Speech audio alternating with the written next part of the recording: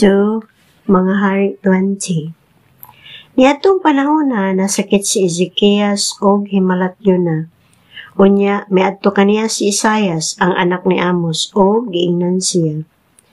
Kini ang giingon sa Ginoo, pangandam kay mamatay ka na. Miadto bang si Ezekias sa bungbong og nagampo siya sa Ginoo, siya miingon, O Ginoo, hinumdumi in taon nga nagmatinumanon ako diha kanimo sa bugos kong kasing-kasing o gibuhat ko ang makapahimuot kanimo. Unya, bidangoy-ngoy si Ezekias. Mibiya si Isaias sa hari apan sa wala pagani siya makagawas sa tunga-tunga nga hawanan sa palasyo. Giingnan siya sa Ginoo. Balik ngadto kang Ezekias nga pangulo sa akong katawhan, ug ingna siya nga kini ang giingon sa Ginoo, ang Diyos ni David, nga imong katigulangan.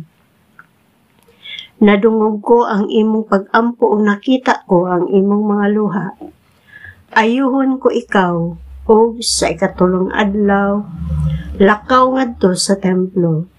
Dugangan ko 15 katuig ang imong kinabuhi, ug luwason ko ikaw, ug kining syudara gikan sa hari sa Assyria.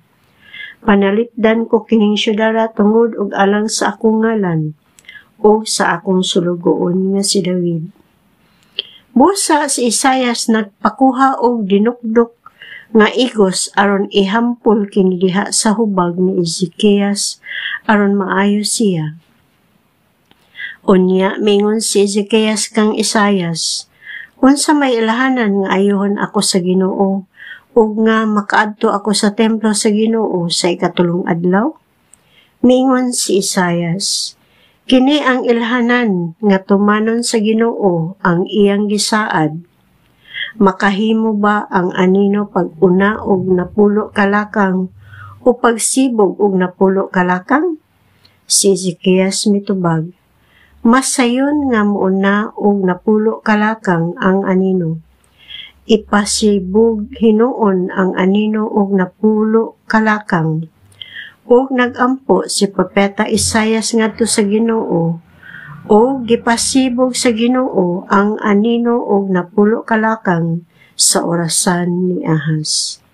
Niadtong panahona sa Merodak Baladan, ang anak ni Baladan nga hari sa Babylonia, nagsugog mga tawo ngadto kang Ezekias dala ang mga sulat ug usa ka gasa kay nakabalita man siya nga nasakit si Ezekias.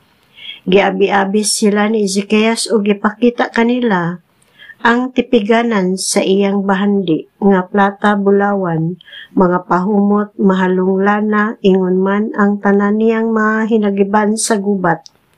Wala gayoy gitago si Ezekias kanila. Unya miadto si Propeta Isaias kang hari Ezekias o giingnan niya. Unsa may gisulti niining mga tawhana ug tagadiin man sila? Si Ezekias mitubag, gikan sila sa layong nasod sa Babylonia.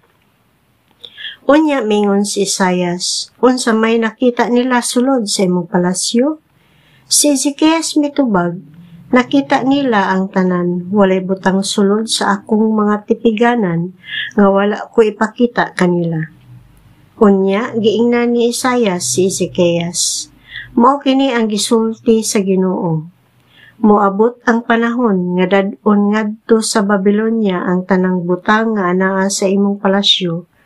Lakip ang gitipigan sa imong mga katigulangan. Wala gayoy mahibilin. Bihagon usab ang uban mong mga anak ug gimuon silang mga eunuko sa palasyo sa hari sa Babylonia. Si Ezekias mitubag kang Isaias, maayo ang gisulti sa Ginoo pinaagi kanimo. Miingon si Ezekias niini kay nagtuo man siya nga walay kasamok nga mahitabo sa panahon sa iyang paghari. Nahisulat sa kasaysayan sa mga hari sa Juda ang tanang nabuhat ni Ezekias, lakip ang iyang nahimo sa gubat ug ang paghimo niya sa linaw ug sa mga agianan sa tubig aron madala ang tubig ngadto sa syudad. Unya namatay si Ezekias ug ang iyang anak nga si Manases mo'y mipuli kaniya paghari.